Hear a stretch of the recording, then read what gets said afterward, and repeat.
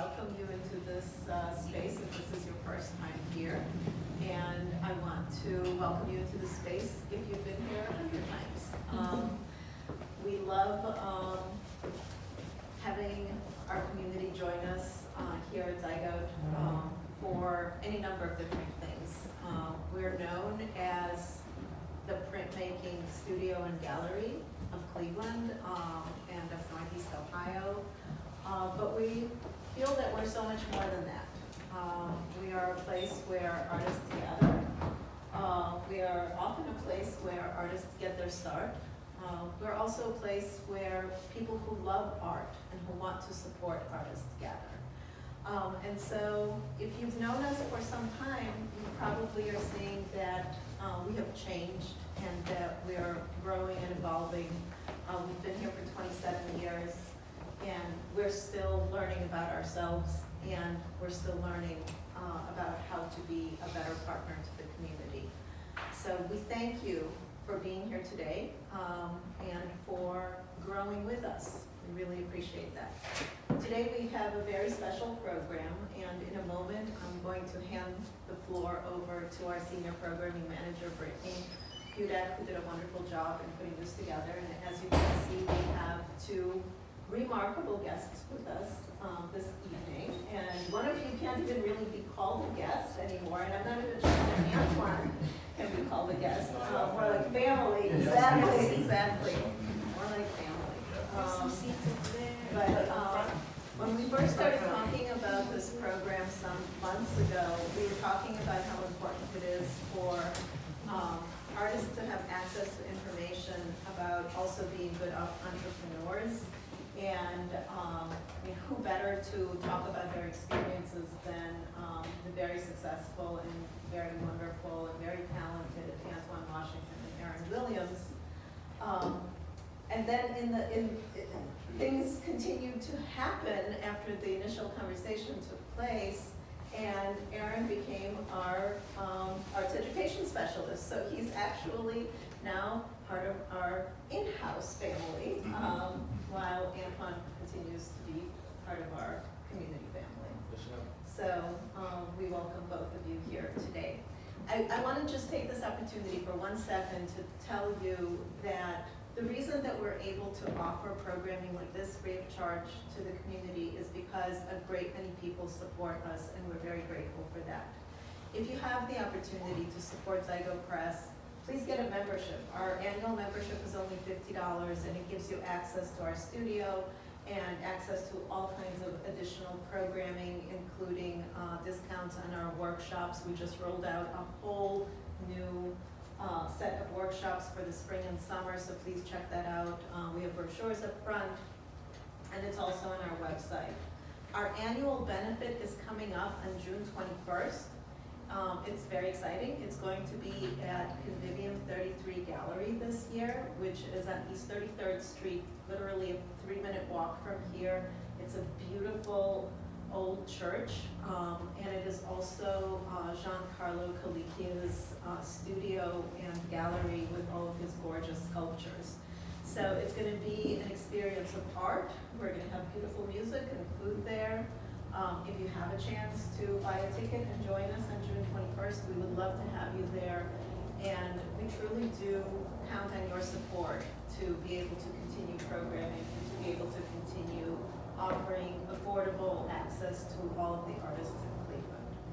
So with that, again, I thank you. It's wonderful to see all of you here in our space this evening, and I'm going to hand the floor over to Brittany Hudak. I'm going to talk for like 3 seconds. I just wanted to not only thank Antwoine and Aaron, but Jordan Wong, who is not here today. The 4 of us are the reason that this is happening. It's not just me.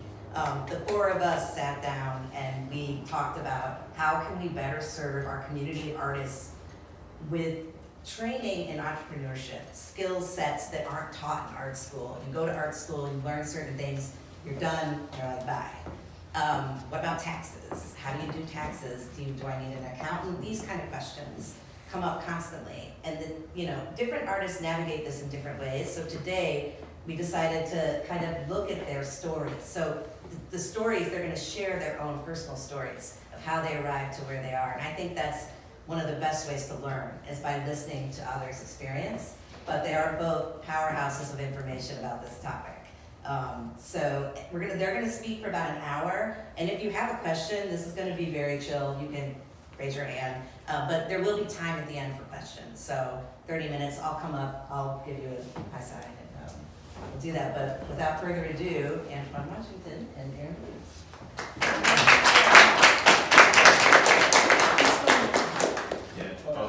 Yeah, it's probably because I'm not like interacting with it.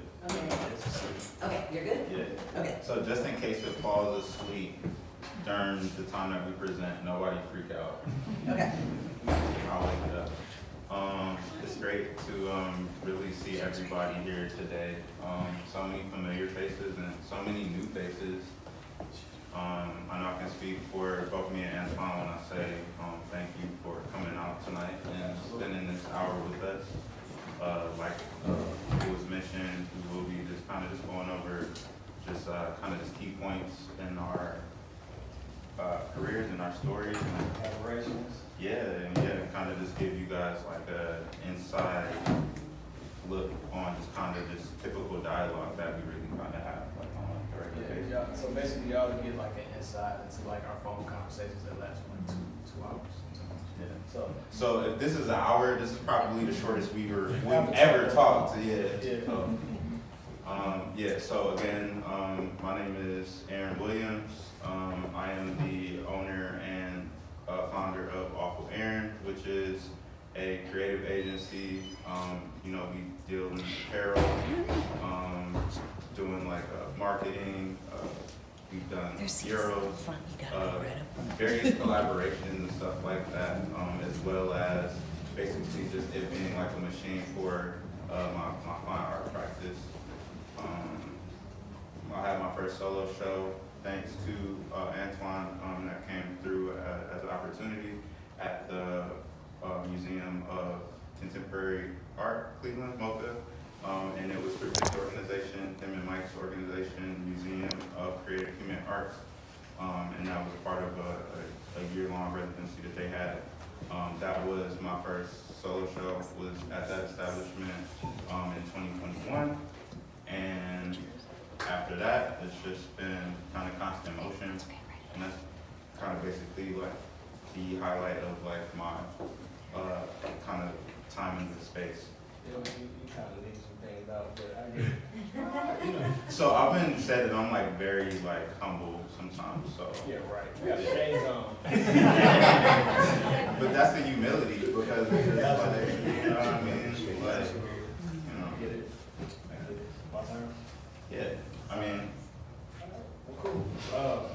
I'm Antwoine Washington. I'm a artist, co-founder of the Museum of Creative Human Art, father, husband, bunch of many other things, Renaissance man. But at the end of the day, my goal is to be able to help and bring forth community. I think that's pretty much like my mission and goal in all of this. And I think the misconception is that artists are very selfish. In my case, my practice in art is about family building and community building. So I use paintings, use installation, and use those different things to tell the complicated story of Black Americans and how we need to better build our communities to better have the information to go out and be better people in the community. And now that's it for me. I'm gonna pass it back to him because I get nervous and I start to ramble. So go ahead. So he's the shy one. I'm the cool, calm, collect one. Right. So, really just like to kind of give you guys also like a lot of context. A lot of what me and Antwoine talk about, we've been able to find like a lot of different concepts and ideas that relate to our story through hip hop, through pop culture, and through like a lot of different things that we have to reference. So you guys will be like kind of picking up on a lot of that throughout this presentation. But what really inspired you, Antwoine Washington, to become an artist? And like, how did you first get started in your career? Like, Well, I say like the reason why I started and I thought this picture was really monumental for me is because not like most artists, yes, I did look at artists, but when I was coming up, it was more so like music. So these would be the guys that would kind of like, and I only put them up because for a specific reason by Jay-Z being an artist and also entrepreneur. So me being able to pick his mind, pick his brain, listen to his music, and be able to actually incorporate that into what I do is how I learned business and understood how to be an entrepreneur. Because I'm thinking like, well, selling a CD and selling art is one and the same. Like, it's no different. It's both creative. Comes from an idea, and then you record it. But as we all know, with music, it gets very tricky when you start to allow people to own what you created. And so, my whole mission was trying to figure out, when I do become an artist, how do I make sure that I own my work and I don't become a commodity as an artist, right? Where I'm not compromising what I want to say just for a sale, right? So these two guys built a record company and built billions, and Jay is a billionaire right now, to be able to see like that climb and seeing where he come from and being able to be relatable in that. I wanted to be able to be that for the art world. And so I know a lot of you guys don't know my backstory, but yeah, I have some similarities and from a distance, more so like watching drug deals being made and all that type of stuff and just my environment. But this is what was in the background the whole time when I was making art as a college kid and learning how to be an entrepreneur. These guys who I was looking at, Puff Daddy, bunch of other ones that I can name. But I'm not gonna waste too much time on. I want you to share with you. Oh, but yeah, and then my career too. I want to also get into that too, like how I got here, because I didn't even answer that. How I got here was basically, when I graduated college, I pretty much didn't think that I could actually make a career in art. So I went into like trying to make t-shirts and trying to go into like a streetwear kind of approach to my art. Like I said, well, you know what? The art world is not going to accept me. I'm too hip hop, I'm too this, I'm too that. And my professors also told me like the things that I was creating, and I went to an all-black college, they were saying it's going to be super hard for you to get where you need to go because you're hitting things that may make some people uncomfortable. And so, but yeah, we'll get further into that. I'll be quiet, let you go ahead. I appreciate you sharing like the points about like Dame and like Jay-Z. I think like for me, my inspiration to become an artist was something that was kind of realized much later. In fact, like I was introduced to drawing at like 5.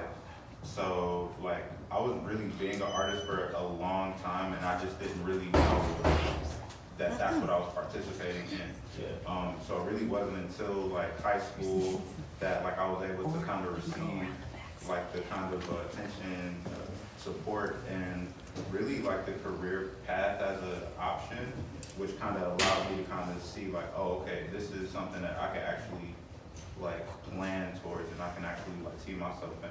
Prior to that, like I didn't really know you can, participate in group shows and these jury shows and scholastics and all of that stuff. So had it really been for like my first mentor at the vocational program that I went to, which was at Euclid High School, if it wasn't for my mentor and like the person that ran that program, Edith Mellon, if it wasn't for her showing me these options, my mind would have definitely went towards the streets, because I very much do come from like that background of, just kind of just being in that environment, like seeing like that hustler lifestyle, seeing all of that stuff. So for me, like the overlap and where I was kind of able to take that kind of hustling energy and kind of put it towards now like a career and a path in the arts, like that kind of helped me to shift focus in a way that really like served for my benefit. It kept me out of trouble,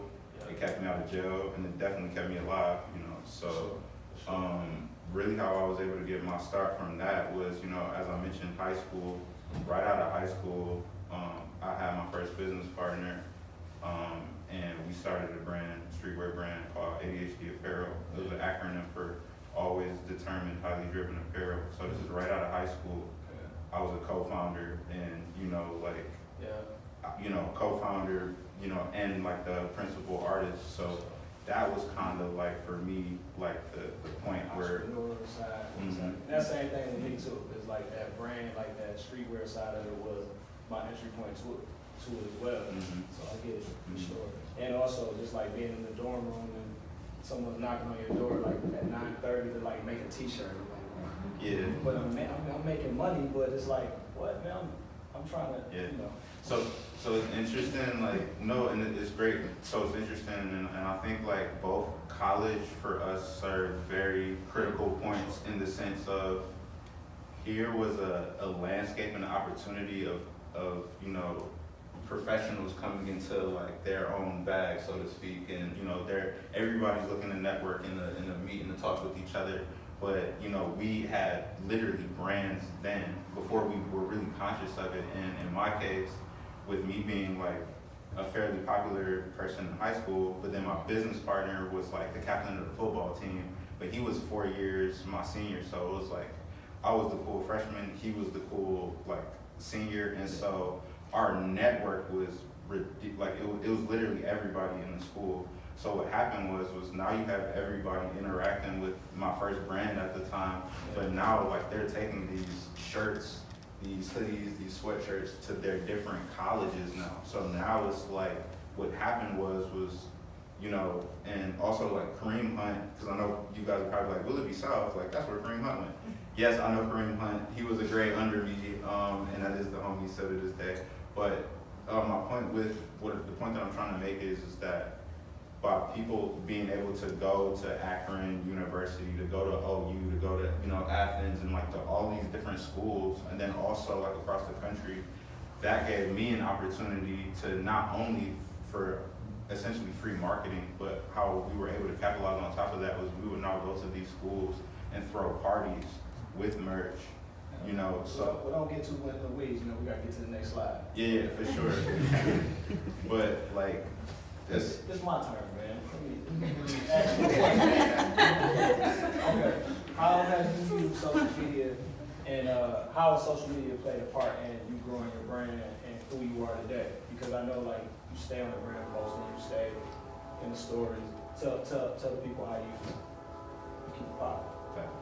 So as I was saying before, I was really interrupted. So we went to college. Everybody went to college, and they took this brand with them, and it was really great because that gave us ammunition to go to these places, to activate these schools, and these parties would just become moments where people would just be like, oh my gosh, like they would have a great time, but now they can also see the brand. They were able to see, at the time the logo was a sheep, so they were able to associate the brand early with these parties and stuff like that. Now this is 2012, so this is really before social media was what it was. And so for me, it was really physically being in the space, in a way, and kind of just talking with people. And so being able to capture these moments, having these photos, and then being able to upload them online, for me, was a way to kind of show people how we were able to activate these spaces. And so it kind of just created like this effect to where people were just like, oh my God, I want to be a part of this, and it kind of just continued to grow. So that was kind of like all of that stuff, and understanding that from back then, and basically how I use social media and marketing itself now is understanding like the power of word of mouth, understanding that when people see people having a good time, it's contagious. So when it comes to like utilizing social media and making it feel, establishing that personal deep connection with people, social media is great because you are essentially able to connect with your audience like in real time. And so I look at it as a tool, and I use it to essentially capture and promote the message, and to stay engaged with the audience in that way. For sure. How about you? Like, how have you utilized it, especially like with your career, going in like a very like great direction and like, all these different opportunities and stuff like that? How do you use it to stay connected? Well, like these images up here, I kind of use like an approach where I bring people into my process and bring people into the work and what I do. But I'm not really real savvy when it comes to social media. So I'm learning as I'm going along because things keep changing. I didn't want you to pay for ads and different things like that. Mm-hmm. The algorithms is all messed up. But however, that's really kind of like how I got on the radar for like getting my show at CMA was through social media. Me actually submitting during the pandemic. I submitted some paintings to the New American Paintings. I submitted, they had like an open call and I submitted to it, and someone saw it because they posted it in the stories. And so the curator reached out to me later on and boom, we did a studio visit and I was ready, but I had things locked and loaded and I was ready to go. I just never stopped painting. Yeah. But through that whole time, people just follow you and they may have 200 followers, but sometimes you're looking for the blue check or you're looking for the person with 7,000. It's really the person with 200 followers that really can give you an opportunity. For real. And so, what she told me, she had been following me ever since then. And so, and then from there, that's kind of like how I got most of my opportunities is through there. Social media, just posting up my progress and Being visible. Being visible, Yeah. right. And then also not being afraid to tell the story. Mm-hmm. Sometimes getting in the story and actually saying how I feel today. Yeah. Actually just being authentic and being myself. Yeah. That's really like how I kind of just really connected with people who really, and then once they actually see like, oh no, he's just not a character on Instagram, he's a real person, like he has feelings, like he has a point of view. I'm not just like this, this avatar. Then now, when you have a real conversation with me about my work, that's how I usually land it because I kind of know what I'm talking about when I'm talking about my work. Absolutely, yeah. I think one thing that I can definitely agree with you is the level of vulnerability that's I think required in really running any sort of business, really, because when you think about it, our customers, the people that we're serving, they're humans. I think when we think of large organizations or institutions, it's easy to kind of forget the fact that they're just a bunch of people that make that monster up, right? So I think when you keep that in mind and you appreciate that you're actually serving people or you're dealing with people, I think that level of vulnerability is crucial in kind of just allowing people to kind of just to grow and connect with you. Yeah. Because, if I'm a person and I feel that you may have something that you're hiding, then that might be kind of off-putting or that might not be welcoming. And I think as small businesses, as independent artists and as we grow, we really people buy into us, ultimately, and buy into what we have to offer. So, that vulnerability is very key. But then also too, I sell most of my paintings just by posting. Yeah. And people say Cleveland doesn't have an art market, but it's a world. So if I post something up and someone likes it in New York, then it's going to New York if they got the right price. You know what I'm saying? So people I use social media too as a launching pad to go outside. My work will go places I never go. So my work can be shared in France. Yeah. You know what I'm saying? Just literally like that, and that can lead to me for a curator to see it, and boom, I got a show in Paris. It's just that simple, but you gotta keep shooting your shots. People just complain. Oh man, Cleveland ain't got this, Cleveland ain't got this. Man, just put yourself out there. Yeah. So that's actually a great way to segue kind of into our next point. Especially considering some of the biggest challenges that you face as an artist. Yeah. How have you overcome some of these things that you're dealing with? I know you spoke a lot of just speaking to the art market here in Cleveland, and kind of you just getting your start, and you coming off of the CMA show, and now you kind of just being in this space now. Yeah. what are some of the challenges that, you know, you can kind of share with the audience and kind of just give them some like perspective on just things that you've navigated so far? Well, not selling paintings. Mm. That's the challenge, like being broke, like not knowing if you're gonna be able to feed your family. Yeah. Like, but it's all, it goes back to like having an entrepreneurial mindset and not, like I said, compromising your work just to make $1. Like I can sell this work for $500, but I know it's worth $5,000. Just because I want to pay a bill, that doesn't make sense. So what I decided to do is create, when I figured out like, oh, everybody's complaining about, as an artist, they're complaining about they're not selling the work, but they're not creating a business that complements the work, Mm-hmm. right? So what I did, my strategy was, yeah, I'm gonna paint, but I'm gonna create this business entity that will lend value to what it is that the art is. So I can make money over here while this is being cultivated and being brewed and being, you know, I can cook my recipes, I can make mistakes, I can experiment over here, and then eventually this will sell because this will benefit this. Yeah. So, but fortunately, I was able to, I had that plan, but I was able to actually sell paintings. Yeah. So that was a great thing too, but it was really just me staying focused, like putting those earbuds in, because if you, like I was new to Cleveland, but I've been here 10 years. Yeah. You see what I'm saying? And I worked at the post office. So the most challenging thing is for me is I was carrying mail, coming home painting. No, carrying mail, had a cleaning business. So I worked a 12-hour shift. I left there, cleaning business. My wife is pregnant. That's what I get home at probably like 10 when I'm done cleaning the buildings. Yeah. Then I go home, take a shower, and I paint until 3. Yeah. Get up, do it again. I got sick though. So the challenge was I ended up not getting enough rest. So the sickness for me not getting enough rest caused me to have a stroke. So when I had a stroke, that was probably the most challenging part of my career. Yeah. Is going through that and working my way back through that.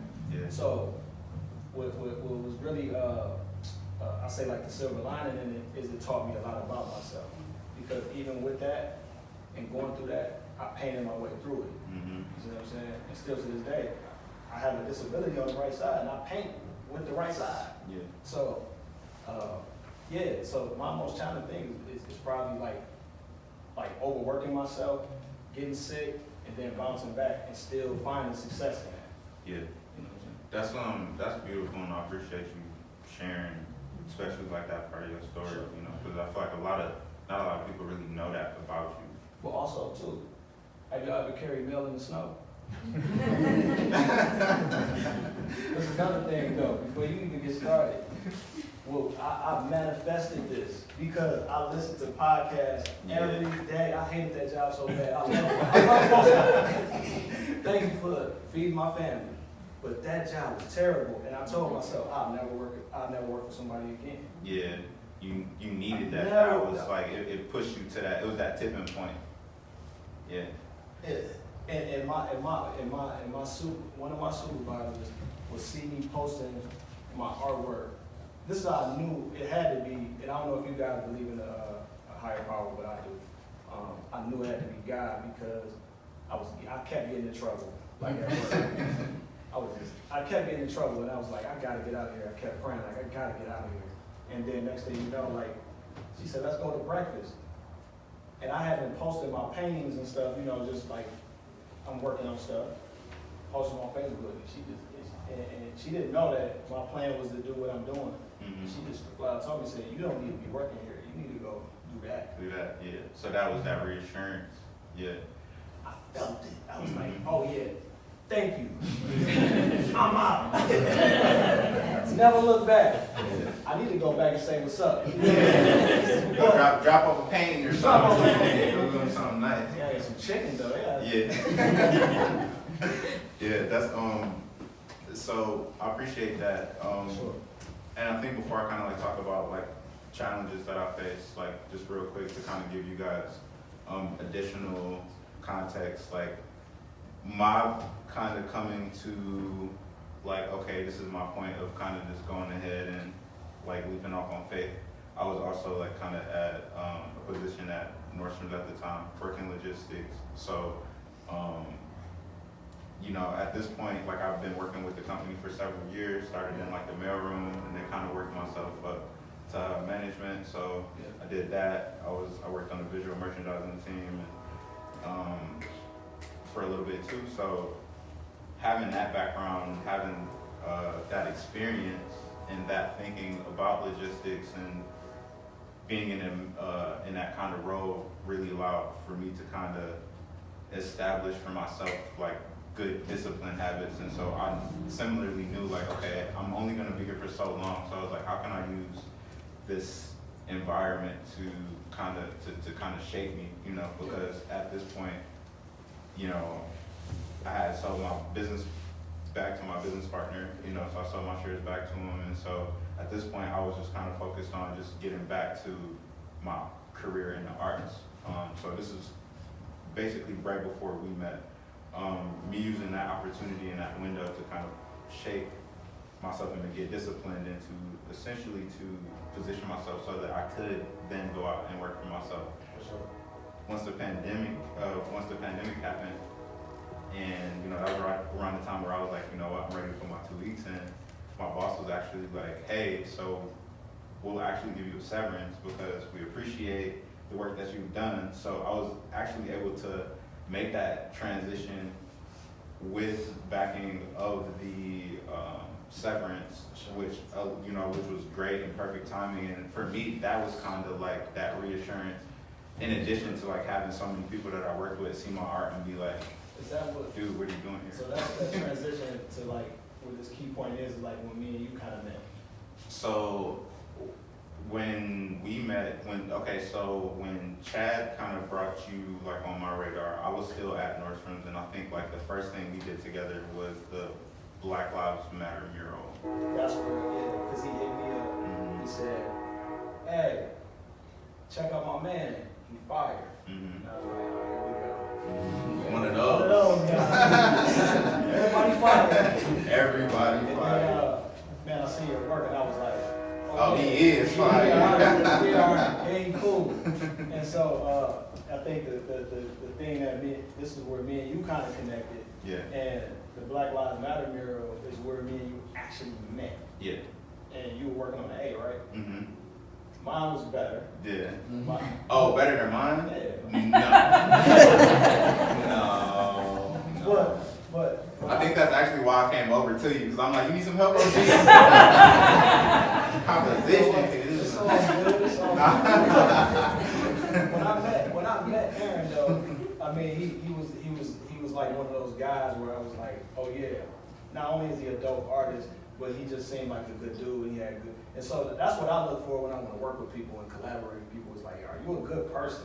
Like, do I want to be around you? Mm-hmm. And you was that. And when I seen your talent, I was like, oh, okay, he got something with him as well. But also, you were new.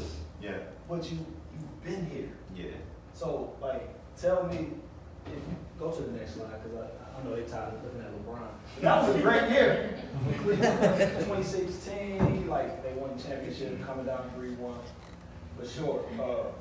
Yeah, don't mind Rick Ross.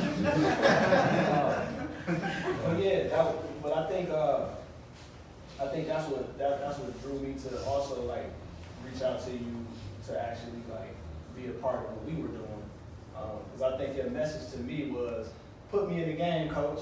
Yeah. Simply like that. And I was like, let's do it. And Mm-hmm. it's been on ever since. And I think the next question is, how have you balanced your creative business and aspects of your career? How have you been balancing that? Since I even say one you better, and I think this is important.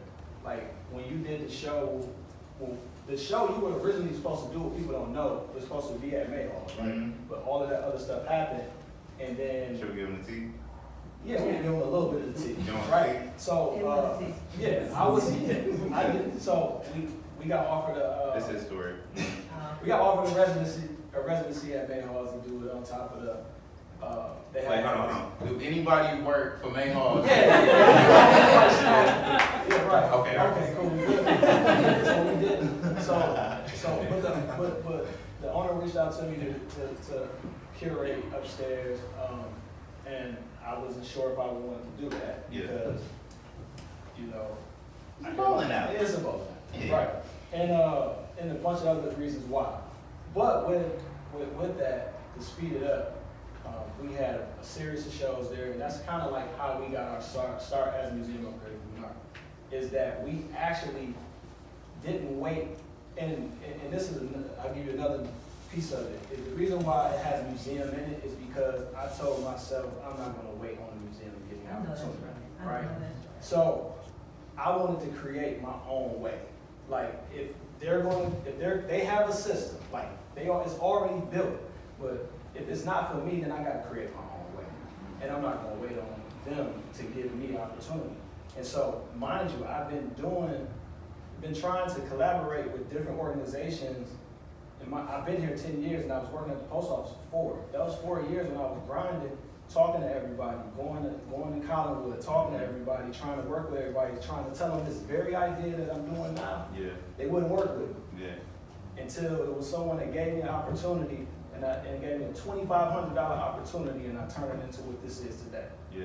So I strategically put the name Museum of Creative Human Art because I wanted to create my own museum. Yeah. And how I wanted to do that was through the work that I'm doing.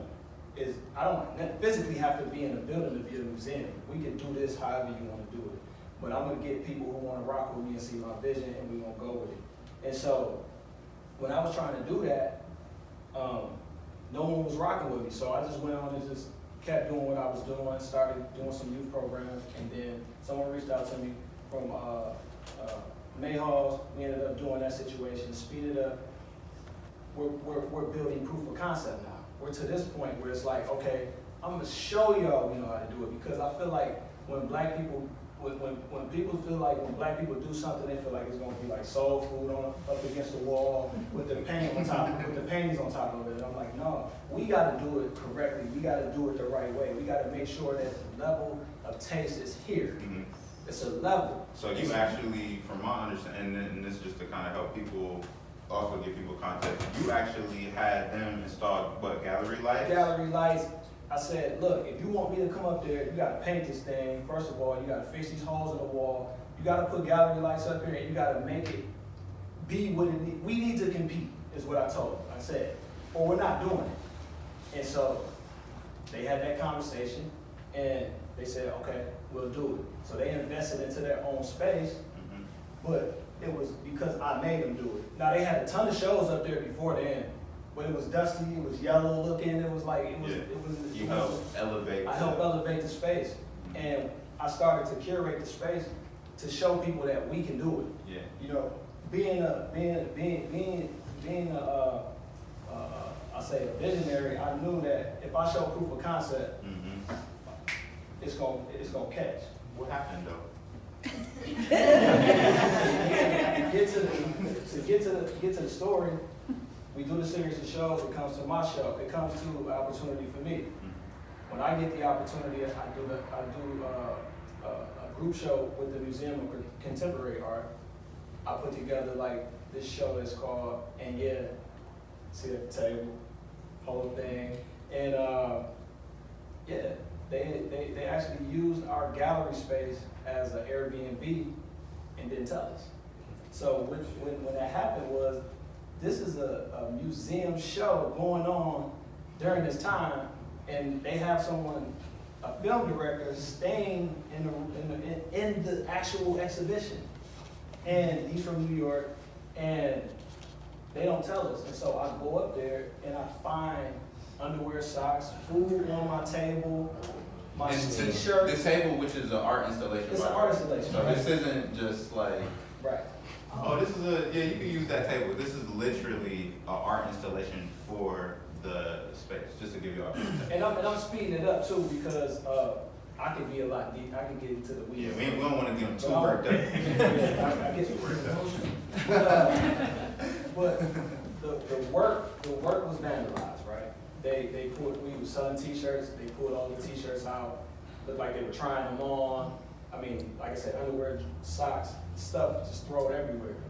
Mike is my witness, he back there, he was there too. And mind you, we were like literally 10 minutes, in 10 minutes we was gonna have to do a tour for like some people at the CAC. And we had to hurry up and clean that stuff up. And so I had to do this tour of this art installation knowing that it was vandalized. So I had to move it in the middle of all of that. And when I made that move, the museum came to me and said, hey, I know what happened to you. Can we partner? You know. So a lot of people, misconception is they think that because of George Floyd, I got the opportunity for the residency, but it was because of proof of concept and what I was doing, because I did that for months.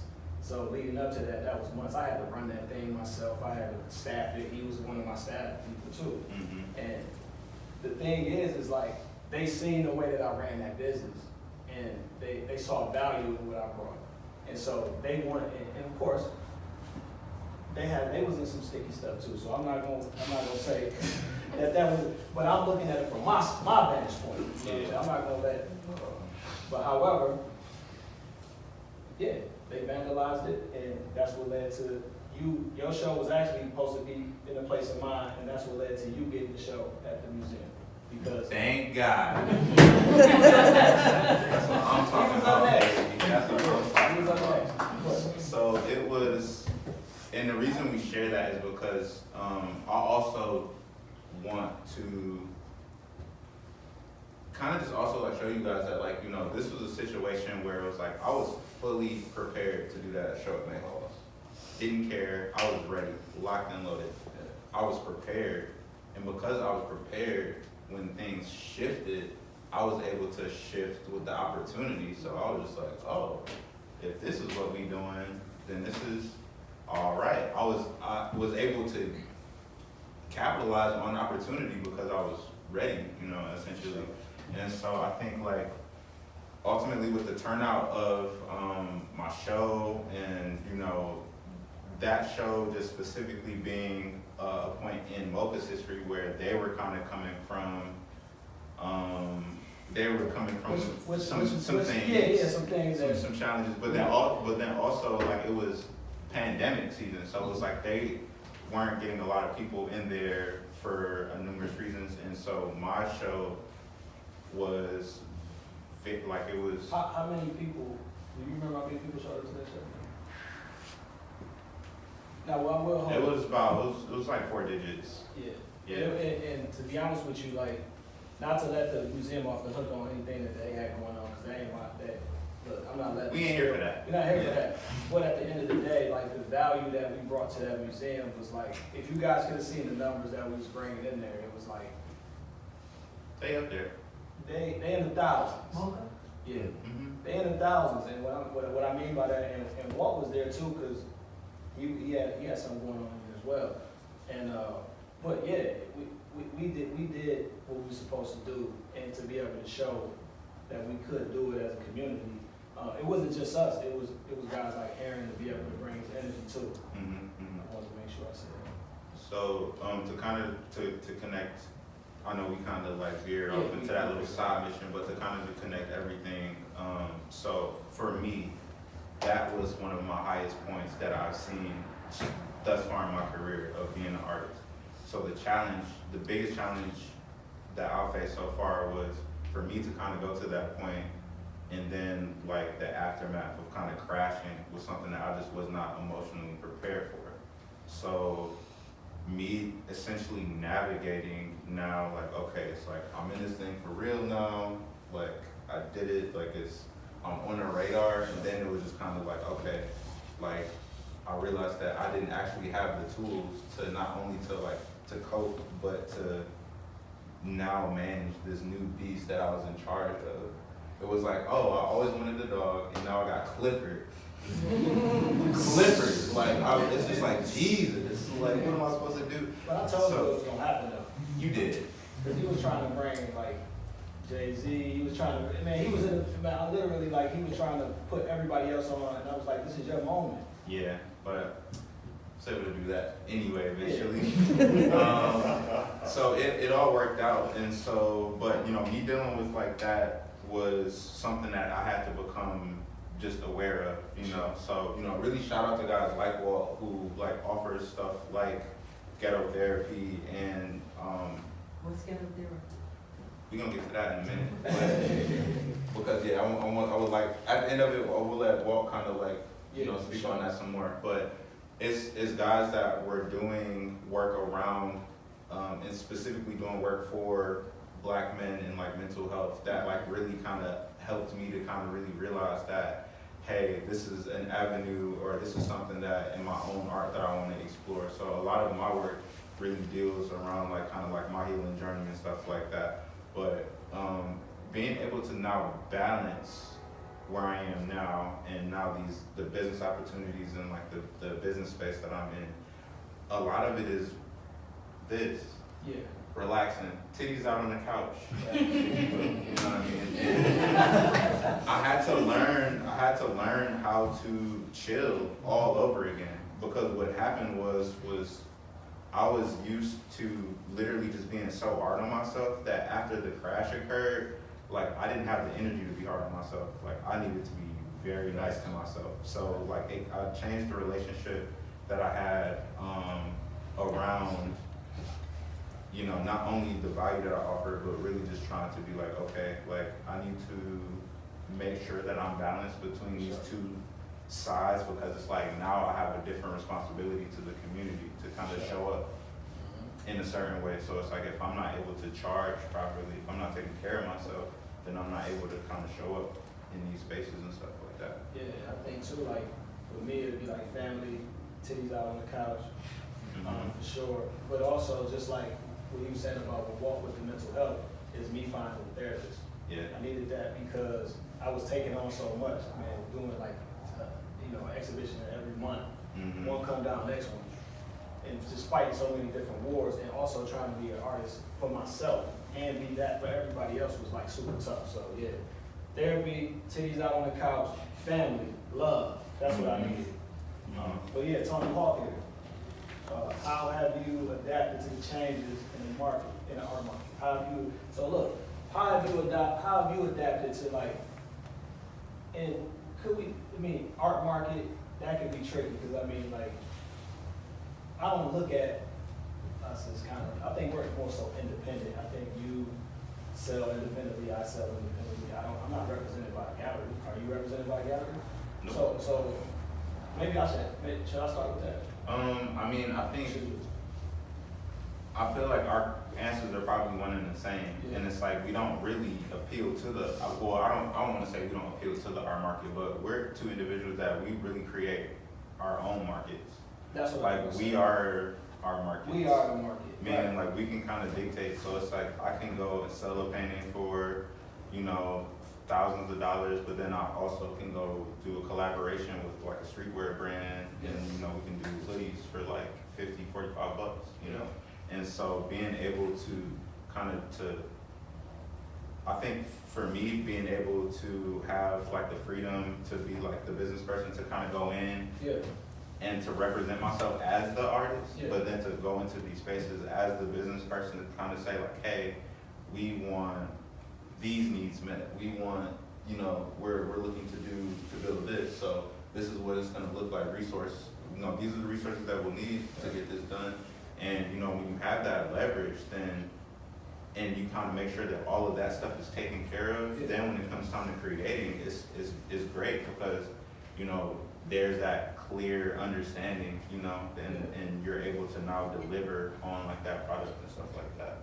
So for me, it's kind of just like learning, observing guys like yourself, and kind of just seeing like different moves that other people are making, even kind of taking it back to hip hop, like looking at different moves that have worked, just like in pop culture, and kind of trying to adapt that strategy to like the art space, to like my art business and stuff. Yeah, I like this. Like, I feel like the same.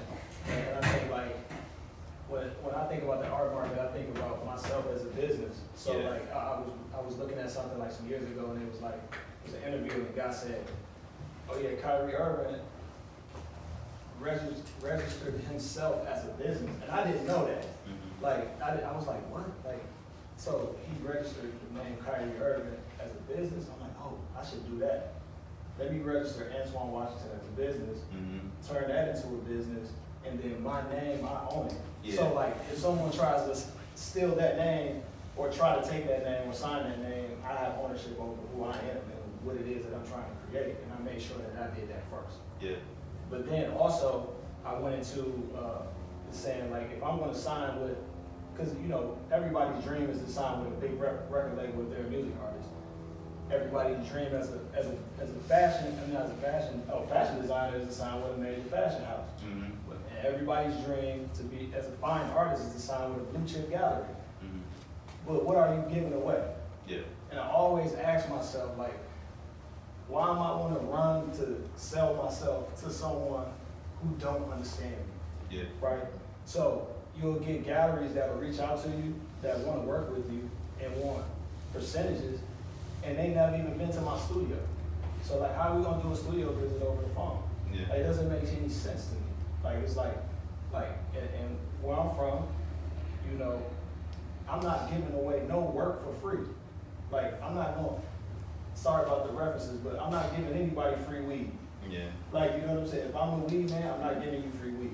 Yeah. So if I have a product and I'm selling cereal, I might give you a sample, but I'm not going to give you a whole lot of Just enough to cereal. get you to come back. Exactly. Yeah. But you guys are the person that's trying to sign me to this deal, and you tell me you want 50%. Yeah. You gotta make sense. It gotta make sense. Yeah. And you push, and if you love my work that much, you gotta be able to tell me about what it is that I'm creating. It shouldn't be the other way around. I'm interviewing for you to rob me. Yeah.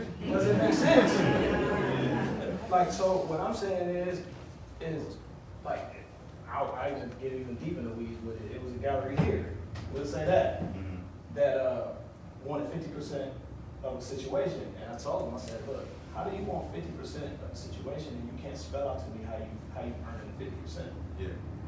Make it make And sense. you don't have a contract, you have an agreement. It's a difference. Yeah. Right? My lawyer, I send this agreement out to my lawyer. My lawyer like, what's this? It's only a page. Mm-hmm. And they want 50%.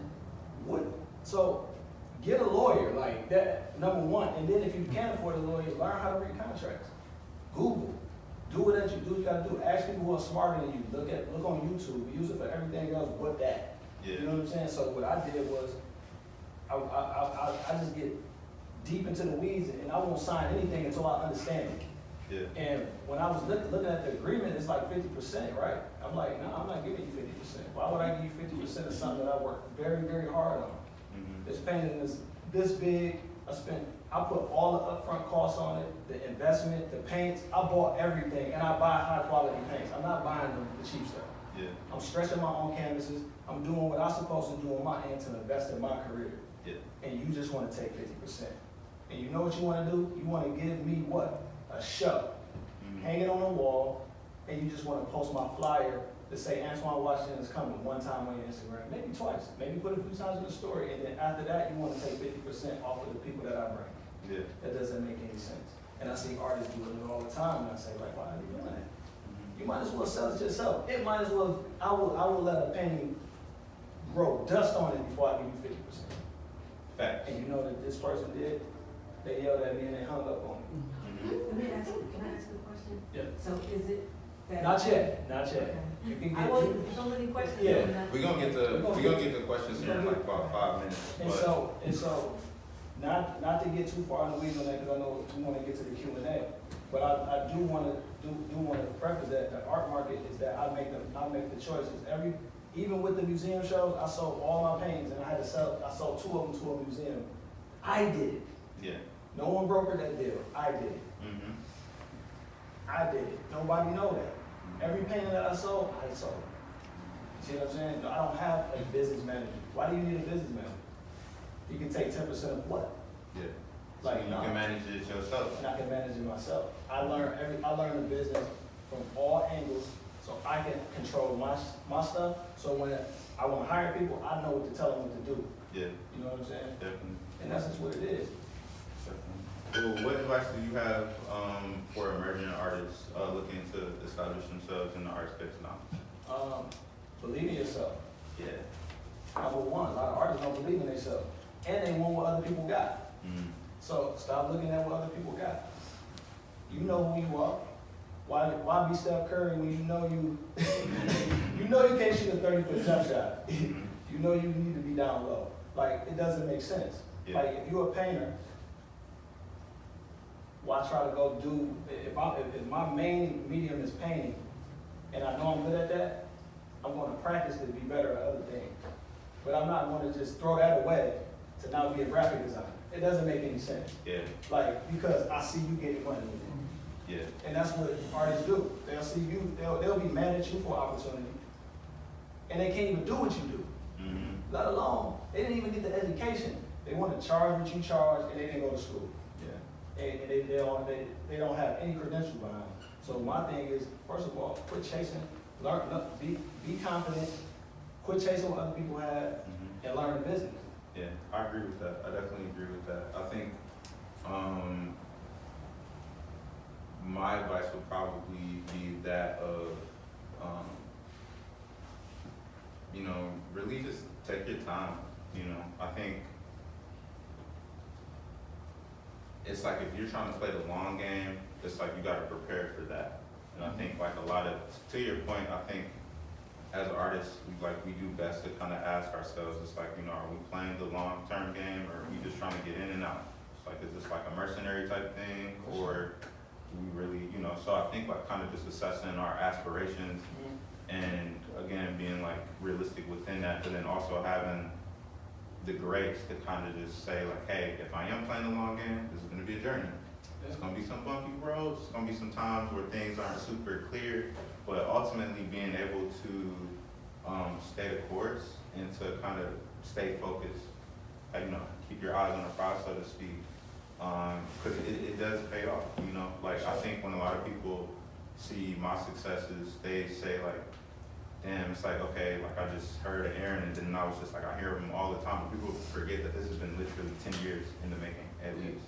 Like, so there was many nights that I was not being awful Aaron, and I was in the basement, like, really trying to figure this stuff out, and trying things. Huh? Yeah. But, I mean, but it's like, a lot of my tears was coming from just being like, from frustration, you know what I mean? So I'm happy to be here though.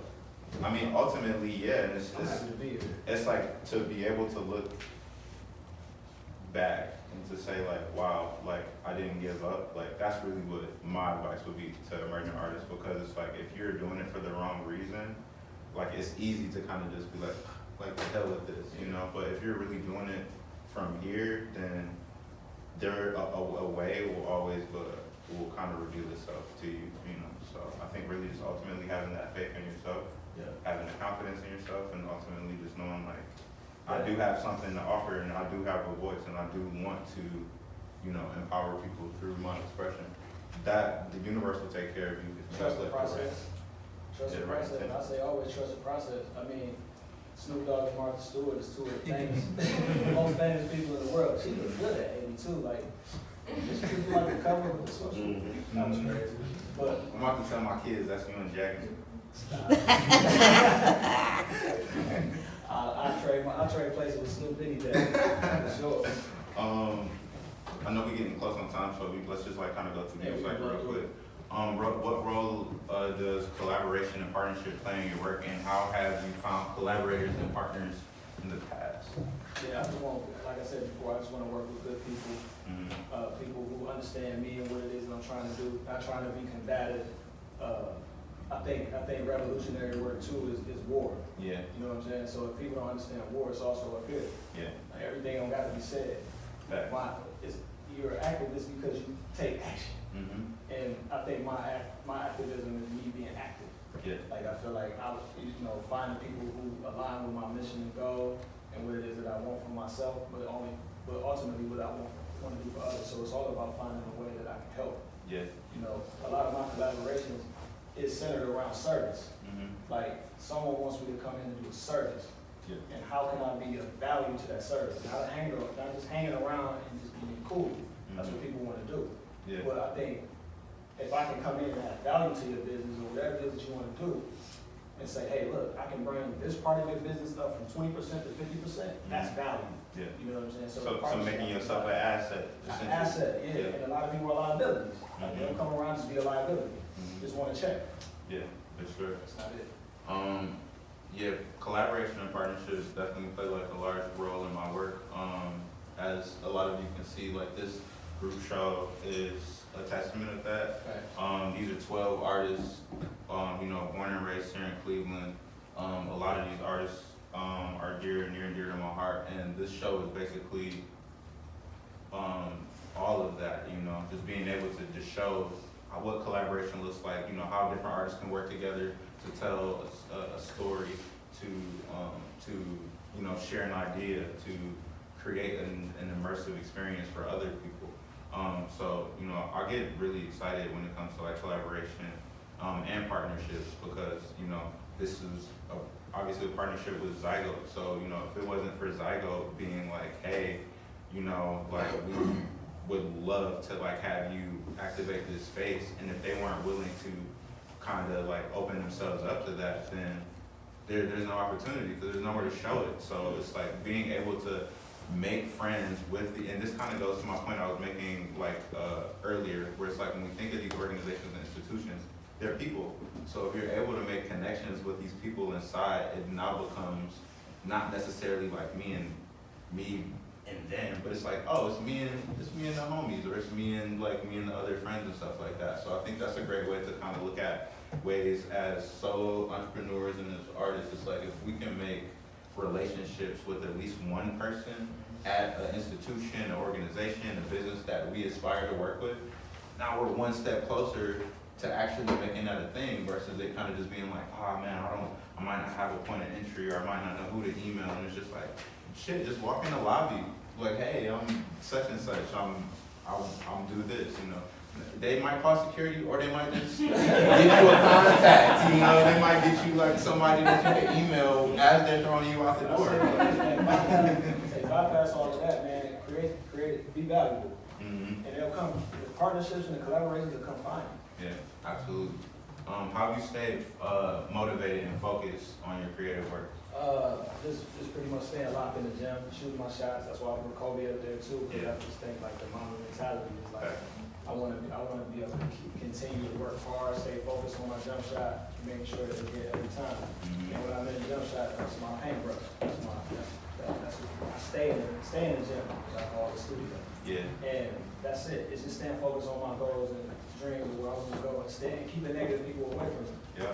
Keep, just stand on my, because I need therapy. Yeah. Tuning out I that actually have a rah-rah. dog up here right now. I just need to pet a dog or something like that. You got your dog up here right now. You only got Cliff over here, though. At the same time, man, just staying locked in, staying focused, Absolutely. keeping positive energy around me, making sure I wake up saying positive affirmations. Tell myself I love you every morning. That's Like, you got to, like, and I seen that. I seen a meme that said, the lady talking, she was like, if you tell yourself you love yourself every morning in the mirror, just look in the mirror and say, I love you, passionately, then the molecules inside of your body will change, and you'll have a great day. And I do that every morning. Yeah. So that's how I stay focused. That's And I pet my dog. yeah. That's no, that's lit. I think yeah, I would share something very similar. So I think the interesting thing about me though is like I don't like when I create work, it's kind of like it kind of happens in like explosions. So it's like a lot of my creative process happens on the day to day. Like I'm a very like analytical individual. So it's like I do a lot of time thinking and daydreaming and planning and creating in my head. And so by the time I'm like pulled to sit down at the table and to let it out, it pours, and it pours hard until it's starting to kind of get the ground ready for the seeds, and then it's kind of just, the work kind of just carries on from there. And so for me, it's really just kind of making sure that I'm tending to those other aspects of my life, so that I'm able to kind of to continue keeping my brain healthy and flowing, so that I can kind of always create the work. And I think for me also, when I'm able to slide into like this business space and role, I'm able to like identify opportunities in different ways that are equally creative and fun, that I can now kind of take these ideas and kind of plug them into new ways. So for me, it's being able to look at the creative stuff like, hey, how can I get this stuff from in my studio and out into the world? And then I think when I'm in my studio mind, it's like, okay, how can I create something that would essentially be a good product or a good way to engage with people, so that when I am in that business mindset, I'm able to kind of you know, work from a big pot, so to speak. Man, your process is so poetic, man. I just be painting. I be reading and I paint. That's it. You know, that's it. That's all I do. I love that. This is this the final slide? This is the last slide, so we'll get some questions after this. I thought this was a phenomenal way to kind of end it, because these three guys right here birth everything that we look at as popular culture today, all the way from Off-White to Virgil to Fenty to everything. I mean, all the artists like Kanye, everybody came through that. Jerry Renzo, Fear Guy, all black businesses. These are all my inspirations, and some of yours as well. Definitely. Long-term goals. How do you plan to achieve? Really just being like very intentional. Understanding that, like, you know, I'm not gonna be able to take every opportunity, and not every opportunity is actually in fact for me. So I think like having like the clarity of just being like, hey, this is where I in fact wanna go. Yeah. And then being able to kind of reverse engineer that process, or to kind of like to walk that down backwards and say like, okay, so in a couple of years, if I wanna work with a Nike, like how can I make sure that my portfolio is, you know, positioned or, you know, curated in a way to where like I'm being very selective with organizations and taking on jobs that would help me create a portfolio that would get in Nike's attention. So for me, like that is like my goal, is to work with, you know, bigger companies, and really just in different industries, not necessarily just in fashion, but to work with a variety of industries, to bring my creative expression, to kind of like help them do what they do. So just taking like the awful errand, the awful warehouse, you know, energy, and kind of just like really scaling that to like the moon is really my plan. Basically trying to be similar to Virgil, because he's I'm gonna be bigger than Virgil. But respectfully though, because it's like, if you understand trajectories, then it's like, if anybody who actually studied Virgil and understand where I'm at in my career, then you hardly know the difference. Or you'd be like, wow, that kid is doing a lot of cool art shit. Whereas like with Virgil, it's like he still kind of have to get his chops together, you know. So it's like, yeah, Kanye West. but Kanye was still getting his chops together. This is them coming from music, coming into the fashion space to where, and I think even us, and I think that's kind of like the beauty in what we're doing. It's like, we're coming from a different environment into the art space, similarly to Kanye and Virgil coming into fashion. Just like, because they're coming. Show that picture earlier. So it's like they coming from over here, bringing that experience and knowledge and curiosity into a space that they not that they don't know anything about, but you know, in the same way that they didn't go through academia to get these spaces within like these, you know, when they were interning at Fendi and doing all of that stuff that they had to do because they come from hip hop, and that was the only way that these fashion guys would essentially take them serious. So, you know, we're doing a lot of the same stuff where it's like, you know, we're putting our money where our mouths are. You know, we're investing in ourselves, we're investing in our communities, we're taking our brands and we're aligning them with different organizations, and you know, we're creating these opportunities for not only people that look like us, but you know, leaving a blueprint for everybody to kind of see and look at our example, to say like, hey, these are people from, you know, this is people from our city, from our neighborhoods. Like, you know, they had a vision and you know, they really like saw it through. So what about you? Like, I know you really just getting started for real. Like, yeah. Like my long-term goal is really just kind of building a new system. Yeah. Like, I think the system here needs to change. Like, and I'm speaking about Cleveland in particular. Like, I think it needs to change. I think we need to. I think I'm not here to change the actual system that is already here and built, because I want to build my own system. So I think if we show an alternative for other artist, my long-term goal is to figure out to say, how do we build systems where artists becoming entrepreneurs, we become the superstars, rock stars, we actually control our destinies and where we want to go, and build, because not everybody here is going to make it, right? So we need curators, we need people to be art administrators, we need videographers, we need photographers, we need somebody to start a magazine, we need all of these different things, nobody wants to do it. So, you know, who's going to try to do it? It's going to be me.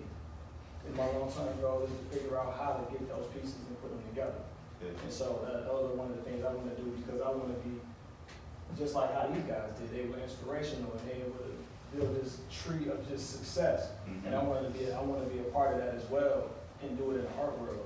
But also I have to start somewhere. And locally, this is where I'm at. And service is one of those different things that I want to do. So, because you know, loans get denied when they look like me.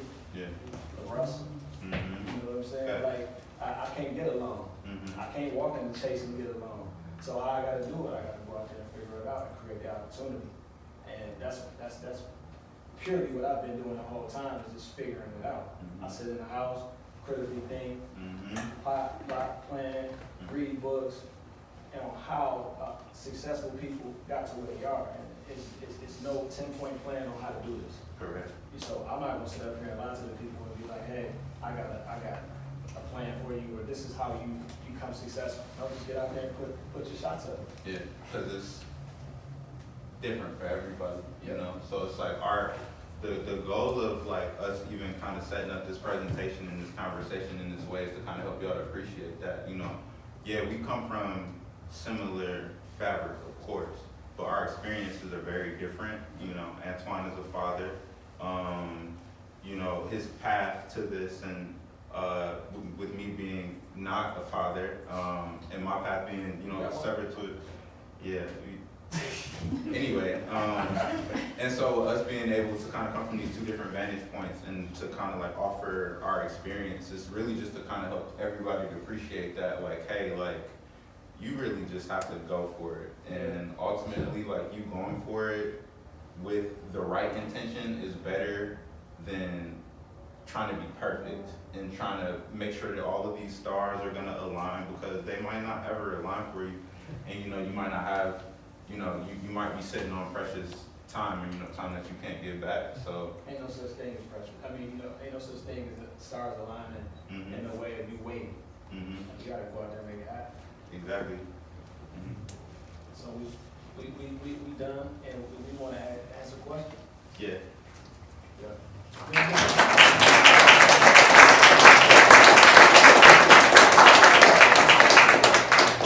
This was tough. It's always tough telling your own story, though.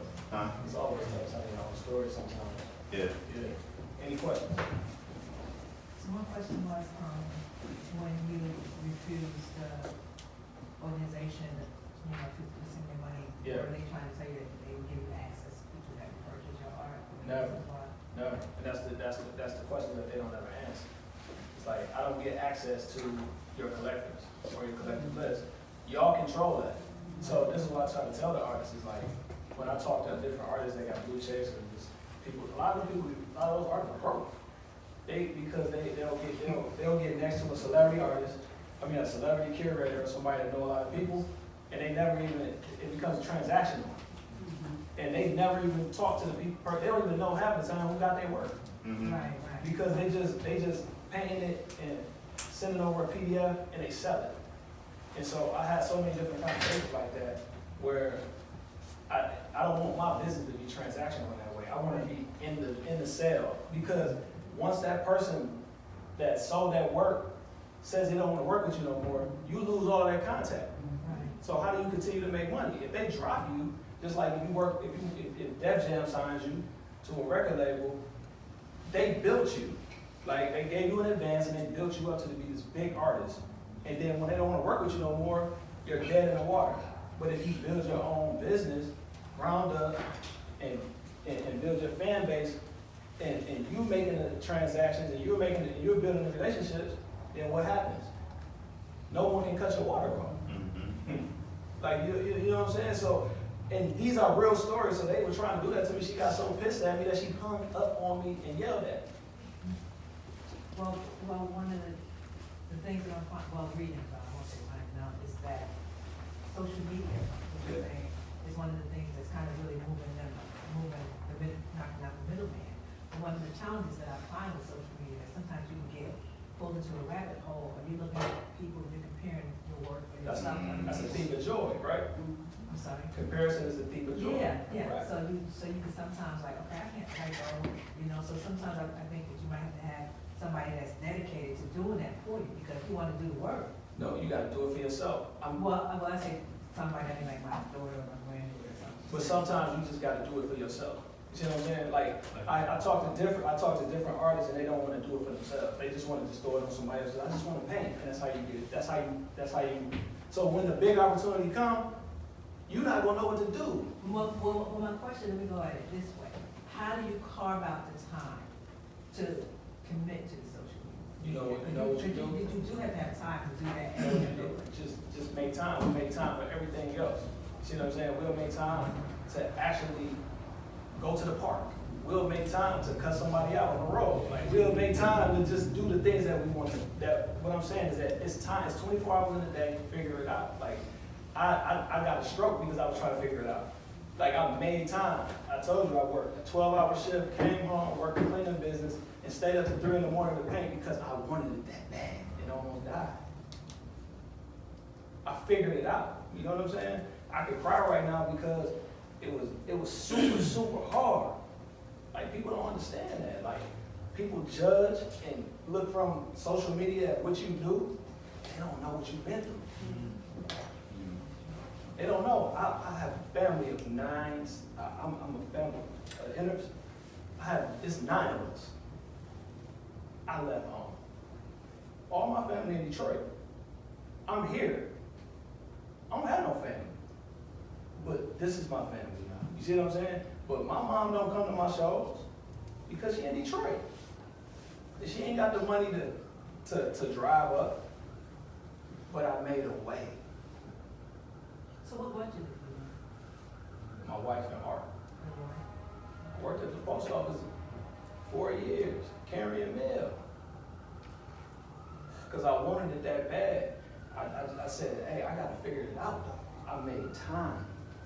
Like, I don't have time to post all the time anyway.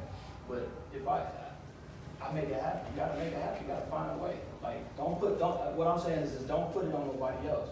Like, we wanna leave Cleveland so bad, like, oh man, I just got, it ain't fun. It's just, you gotta go to LA and New York and work hard too. In a bigger pond, with more competition, it's gonna be a person from South Dakota that's just as talented as you, moving to New York at the same time. Now you gotta compete with another person with a mindset like yours, when you in your city, and you can be great here. So it's taking, yeah, I definitely want to, what's up, bro? How you feeling? My question is, when you became a father, did it change your art? Hell no. It made me go harder though. Like, I quit my job when my daughter was born. That's a different type of dude, right? I understand. You see what I'm saying? Most people are like, oh, I gotta stay. My wife actually told me to quit. She said, nah, you quit. You can stay at home with the kids. I'm gonna continue to work. Of course, her career made more than mine. But at the end of the day, I didn't just sit and just play video games. Yeah, I understand. I figured it out. Like, I had my daughter in my hand painting. Like, all of my paintings have my kids in it. Literally. He comes to my house, and my son is there. Everybody who knows me is close to me knows that there's no excuses with me, and I'm not gonna lie because I went to meetings with my daughter in basements with asbestos because I wanted it that bad. My daughter was at every meeting to make Museum of Creative Human Art what it is. I never canceled. I never said, oh, she couldn't be there. No, my daughter is so many months old. She's right here in her walker. We're gonna make it happen. Let's have lunch. I need to make it happen. Let's go. I didn't get here by making excuses. Is what I'm saying. I'm being passionate. I'm serious. When I tell you I'm serious, I am serious. Literally. Well, and then we get scared after that.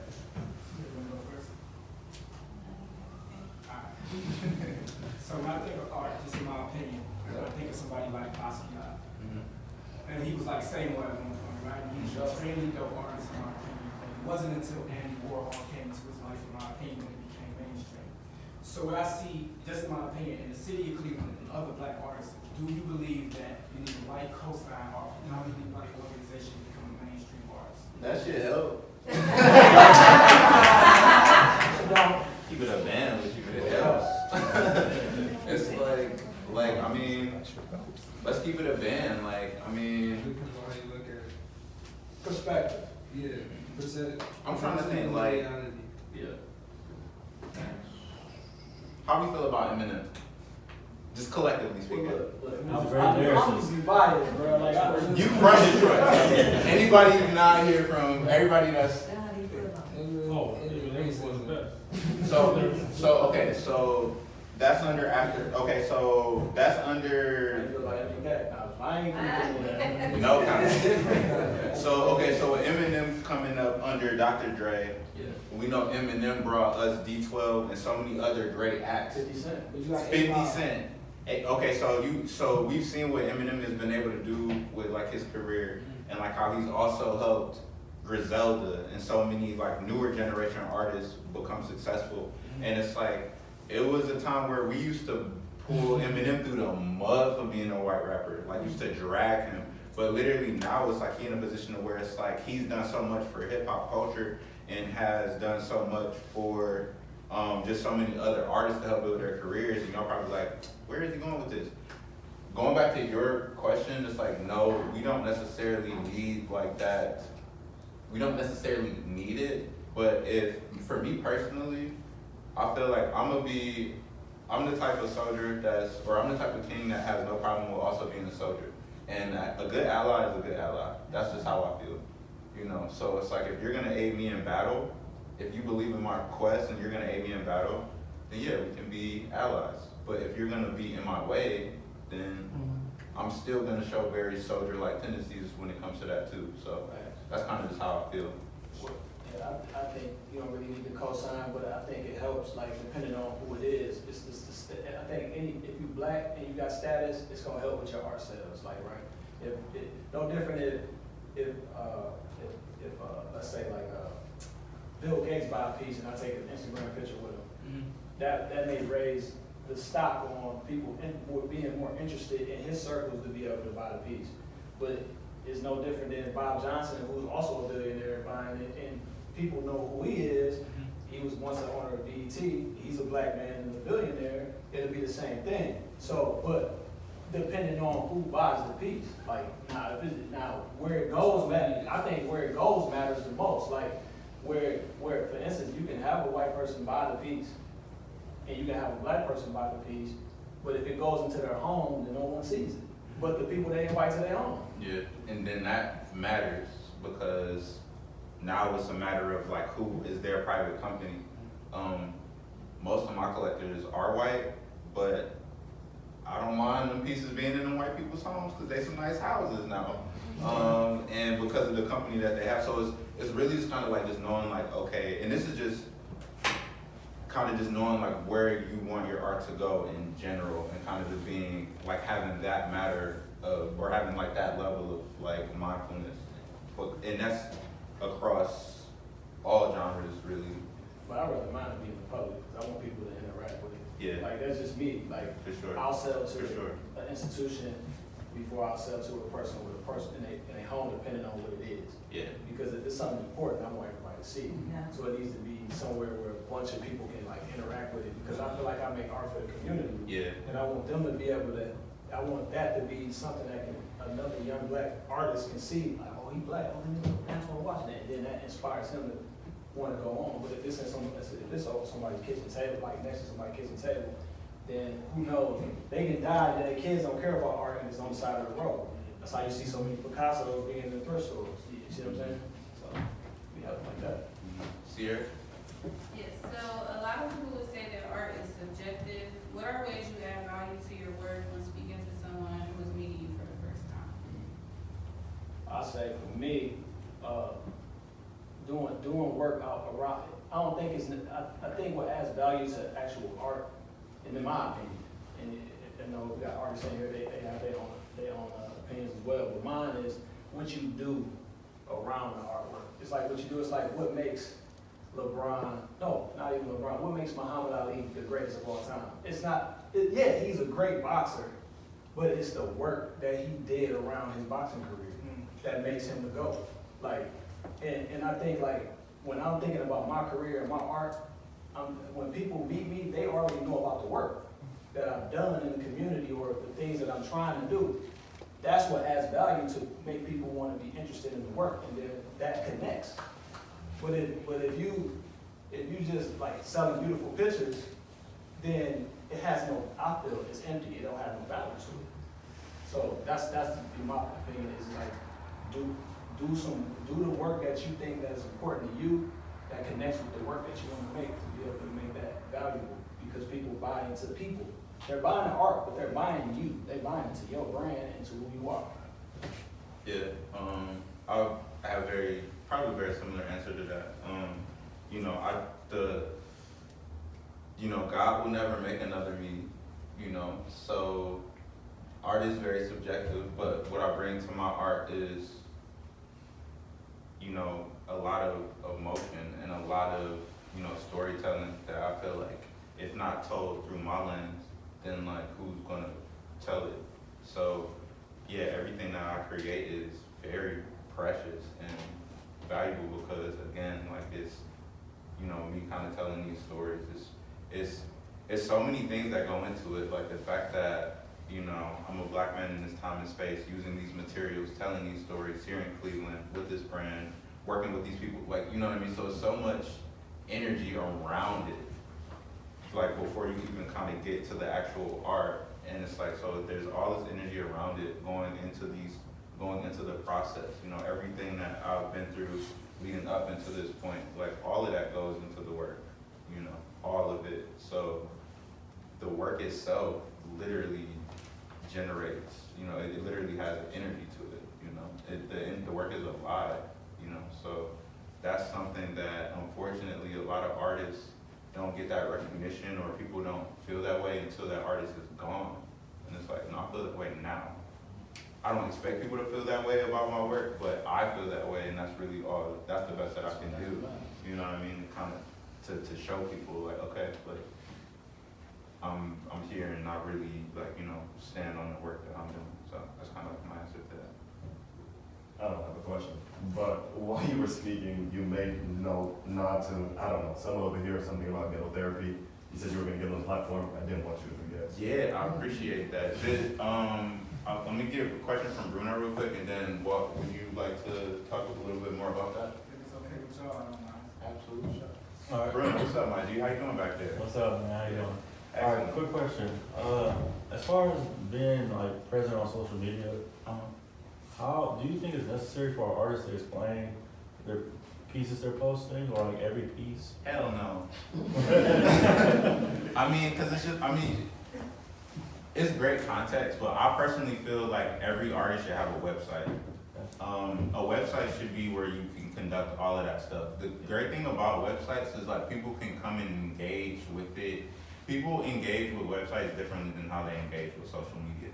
I personally, like when I'm on social media, like the reason I don't like half of y'all's posts is because I'm literally going through it lightning fast, trying to get to that little point to where it say, you are all caught up. Because in my brain, that brings me relief, because I'm just like, oh my God, okay, cool, I'm caught up on something. But I really don't have the capacity or the emotional makeup to literally go through everybody's posts and to consume all of that information. So when I hear you say, oh, let me explain my entire thought process on this post, I'm just like, damn, Bruno's work is fire, but am I gonna read this? No. But I think being able to use Instagram and social media as kind of like, at Costco's where it's like the sample tray, it's just like, social media should be like your little sample person. Like, hey, here you go, little hors d'oeuvres. You see this little picture here? Like, I can do this, I can do a little bit of that, I can do a little bit of that. But then if you build a website for yourself that you can put your artist statements, a full gallery, contacts on how to get in contact with you, some of your services, a person is gonna go, especially a person that's looking to like work with you, they're gonna go on that and they're gonna be like, okay, all right, they're gonna take the time and go through that information differently. So, and then also the other thing about it too is, Lord forbid you get locked out of your account, or you get kicked off on Instagram or something like that. We as artists, we need websites because we own that. That's something that we can dictate how things are displayed. There is no community guidelines or anything like that. So I encourage, if you guys don't have a website, get personal websites for yourself, create websites for your services or businesses. Take the time to, and you guys can do it free, you can do it yourself, but just take the time and like looking at other websites that you admire and kind of just take notes, and then you can kind of take that information to start thinking about, like, okay, how can I position myself in this way? And yeah, but, well, my brother.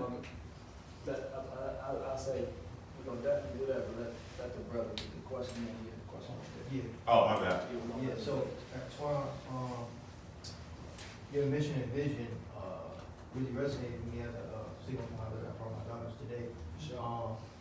But you said you're community-based and family-based, like, did you always have that, or did that grow, did that mission and that vision grow over time, and then you like, and then too, with that, like, did you have any inspiration, like people that you looked up growing up in Detroit, like artists or even people in the community? I know you brought up Jay-Z and that whole thing. Sometimes, there can be those people that you look towards, and then did you like flip that as like, I'm gonna do it the positive way, and that's like building a community and family, like the building blocks? Yeah, I would say like, definitely like family, like I come from a family of, like I said, 9, like I'm the oldest out of 9, so I had to be like the leader all the time, like, and mainly I had sisters. My brothers are the youngest. So, so family is always like the centerpiece of what I did anyway. I would be the designated babysitter, I'm all of that, I'm the big brother, they gotta take you to the park and somebody mess with you, I gotta protect you.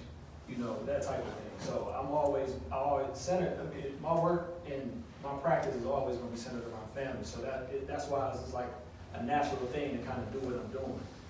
And also just the work that I've done in the community back home. I mean, back to school giveaways, feeding the poor, Thanksgiving, feeding the whole city. Those different things is things I've always done. You know what I'm saying? So organizing and doing for the community is just something that I always did. But when I started to do art, I started to figure out like, okay, how do I actually infuse that into like the actual work that I do to continue the story and then leave extensions of that forever? Because I feel like paintings are like my thumbprint. When I die, it stays there, and it lets the next generation know that I existed at one point in time. And then people can go read and see what I've done. You know what I mean? So, but yeah, family is very important, and it will continue to be. Yeah. Any other questions? Because just so y'all know, we're gonna close out with Walt, probably. Yes. So. Yeah. Okay. I will admit, I don't know, I was trying to write it down. Yeah. I didn't know how to word it, so I was gonna ask this question. Yep. So like, through the midst of like you getting traction, both y'all gaining traction, success, like recognition for what you're doing, you getting higher in your career, like you start to see the benefits off and on. Yeah. Like, was there ever a point where you had to decide like, okay, like I might have to revert to going back to the USPS type thing, I might have to get this job, or I might have to like that pull in between, like, okay, if I just go 100% right now, Yeah. I can shoot my shot a couple times, but I need to still take care of like, my business, like my family, my house, my responsibilities. Like, how did you handle that? Drive Uber,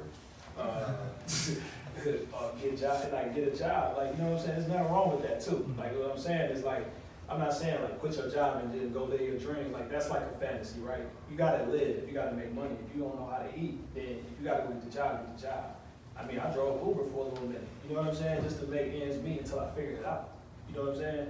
Nobody knows that. I don't have to get on Instagram like, yo, I'm driving Uber today. Like, no, but sometimes you have to supplement that income if you can't make things happen for yourself at that time. You still gotta eat. You know what I'm saying? So never feel shameful to ever having to go back to take 2 steps forward. It doesn't make sense. Like, what you gonna do? Be depressed and not eat because your pride in the way? That's where ego come in at. Yeah, shit, I've been there. You know what I'm saying? So if you gotta go get the gig, go get the gig. Like, if everything falls today, I'm ready, I'm prepared right now as a man to go work. Yeah. it truly comes down to like a knowledge of self, you know, like if you aren't a hustler, then don't, you know, deplete your bank account trying to participate in that lifestyle, you know, or, you know, don't try to play those games if you're not prepared to, you know, fully see it through. In my case, I was, you know what I mean? And I think it is something romantic about putting everything on the line, but you have to really be mindful and like really prepare for the aftermath of that, because it's real consequences to like putting everything on the line like that, and like you have to be in a good mental space to be able to kind of come with to you know, you have to be in a good mental space to take what comes with your choices, and that's just with anything really in life, right? So for me, like being in a position of where it was like, like my career is going fantastic, business is booming, but my pockets is getting tight, you know, because it's just like, you know, I'm constantly investing in myself, you know what I mean? Like I am my main source of, you know, investment and all of that stuff like that. So for me, it was just like, okay, like I have to utilize this window and move this needle. Like I had, like, and that was my resolve. And it was costly, but was it worth it? Yes. Now that, you know, with the opportunity to work at Zygote, when that kind of appeared, it kind of really felt very divine, because I did not want to take a job. Like I did not. And the reason was because I saw the value in working for myself, and I understood that I had all of the power working for myself.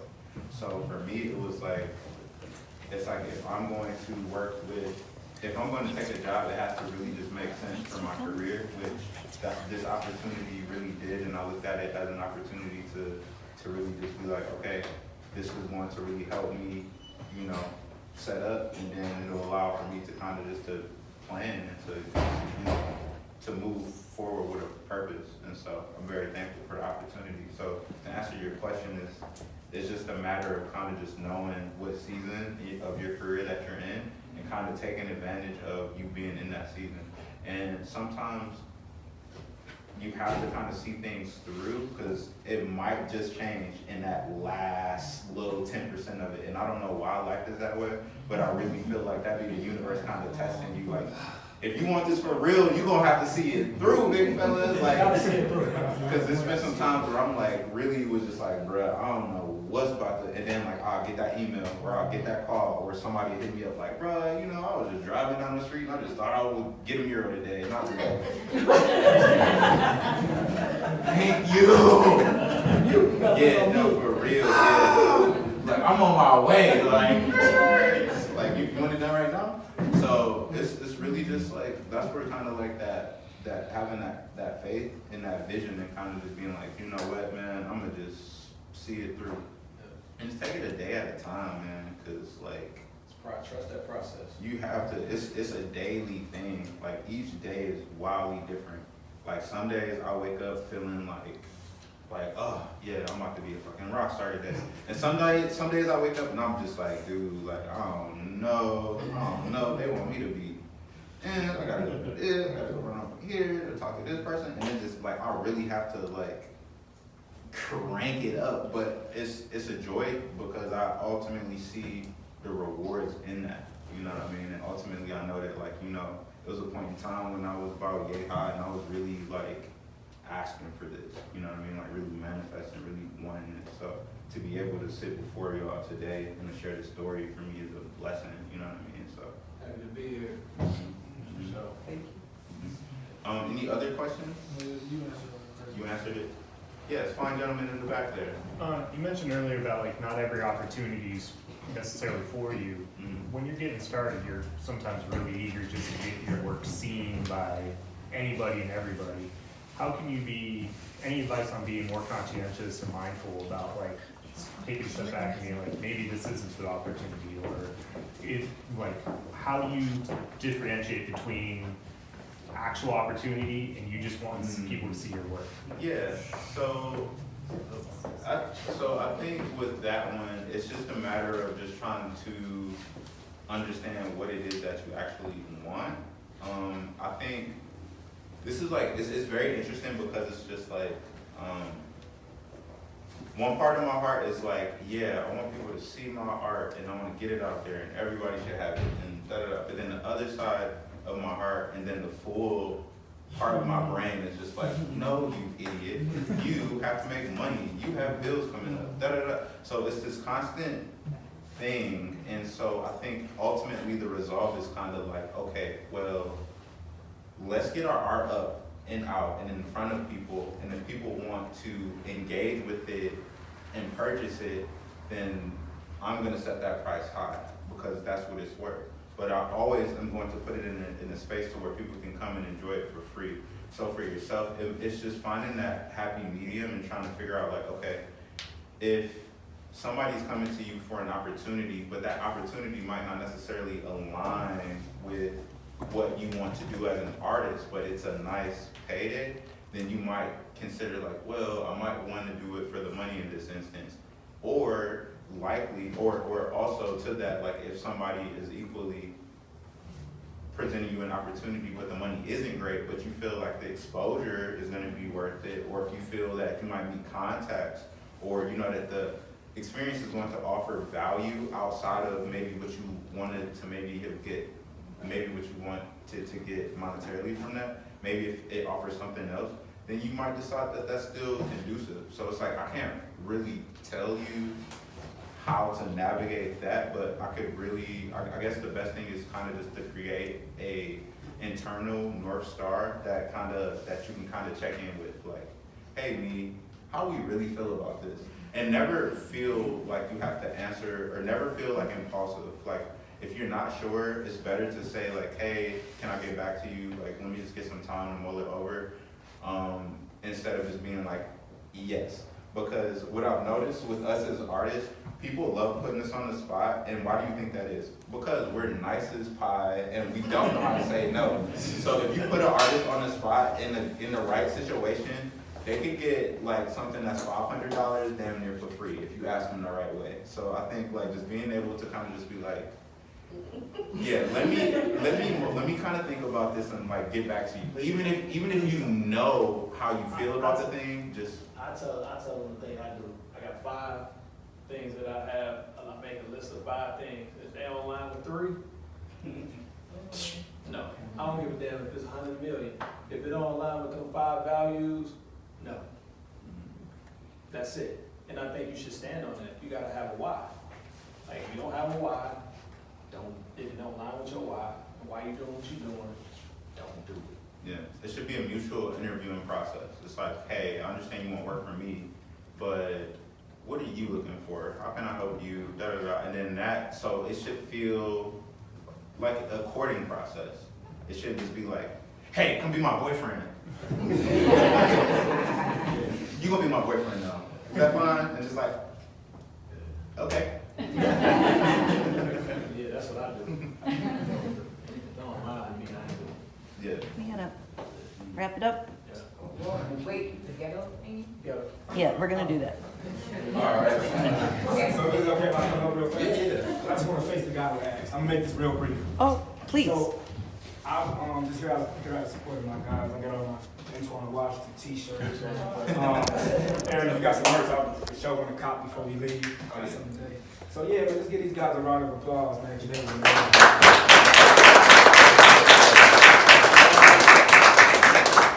So yeah, real quick, my name is Walter Patton. I'm the creator of Ghetto Therapy, and I'm from the Central Community. Anybody know where that is? The Central Community. Yeah, so it's Down the road. over there in the East 55th area by East Tech. A historically red line community, statistically the poorest community in the city of Cleveland, at the average resident making less than $10,000 a year. A high infant mortality rate in 2018 was 22%. We lost one high school by 2, surrounded by 8 prison-based facilities. We lost our hospital, which we still got St. Vincent Charity, but we lost our outpatient and we lost our emergency care. Right? So this is a community where I come from and where I currently live. So I created Ghetto Therapy by it simply being in my front yard, coming out, seeing teddy bear visuals. In 2020, we had 14 homicides in my front yard. So when you think about like the Vietnam, or you think about the war in Iraq, you have 14 homicides in a month, right? Something like that. But we really had that 14 homicides in my front yard in 1 month. So Ghetto Therapy was created in 2018 by me just coming outside in my own community, where I live at currently, in these public housing projects where we're historically redlined, every day seeing kids being murdered, right? So we was smoking, we was drinking, but it never numbed the pain. And I just wanted to come and holler at you because I appreciate you for, wanting to talk about this. And I'm partnered with 5 licensed therapists: Reiki, sound bowl, traditional, meditation, art, and yoga. These are all the therapists that I work with. It's an open to the public therapy space. We invite anybody in the city of Cleveland to come. Antwoine comes, Mike comes, Lowe's comes, you know what I'm saying? Everybody comes that, in the city of Cleveland. And this is what we do. So I got a partnership with Cleveland Clinic, EHW, Environmental Health Watch, and Tri-C. So this goes on every Wednesday on Euclid Avenue, 4600 from 6 to 8 p.m. And on the second Wednesday, we got teen nights where we do it at Langston Hughes facility with Cleveland Clinic. And this is all created by a resident, which is me. I am a resident, I am not an organization. I did this on my own, just out of my heart, by living in this environment, knowing what was exactly needed. So Ghetto Therapy is a free and open to the public space, led by a resident. I partner with 5 licensed therapists, free therapy services every Wednesday from 6 to 8. Thank you.